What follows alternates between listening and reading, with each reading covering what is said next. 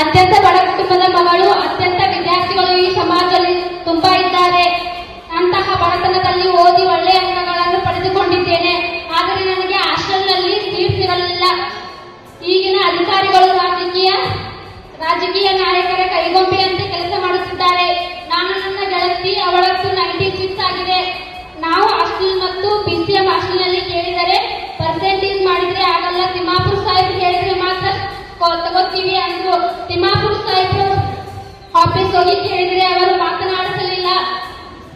ಮತ್ತೊಮ್ಮೆ ಹೋದಾಗ ಅವರು ಆಸವಾಸನೆಯನ್ನು ಕೊಟ್ಟರು. ಅದೇ ದಿನ 50 ಮಾಡಿದ ವಿದ್ಯಾರ್ಥಿಗಳ ಹಾಸ್ಟೆಲ್ಗೆ ಹೋದರು. 96 ಮಾಡಿದ ನಾವು ವಿದ್ಯಾರ್ಥಿ ಬಸ್ನಲ್ಲಿ ತಿರುಗಾಡುತ್ತಿದ್ದೇವೆ. ನಾವು ಸೈನ್ಸ್ ವಿದ್ಯಾರ್ಥಿಗಳು. ನಾವು ಲ್ಯಾಬ್ ಮುಗಿಸಿಕೊಂಡು ಮನೆಗೆ ಬರಬೇಕಾದ್ರೆ 7 ಗಂಟೆ ಆಗಿರುತ್ತದೆ.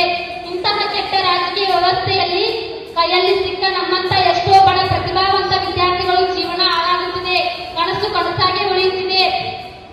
ನಮಗೆ ಸನ್ಮಾನ ಬೇಡ, ನಮಗೆ ಬೇಕಾದ ಸವಲತ್ತು ಕೊಡಿ ಸಾಕು. ರಾಜಕೀಯ ನಾಯಕರು ಹೇಳಿದ ಮಾತ್ರ ಕೆಲಸ ಆಗುತ್ತದೆ ಅಂದ್ರೆ ನಾವು ಎಷ್ಟೇ ಪರ್ಸೆಂಟೇಜ್ ಮಾಡಿದ್ರು ವ್ಯರ್ಥ.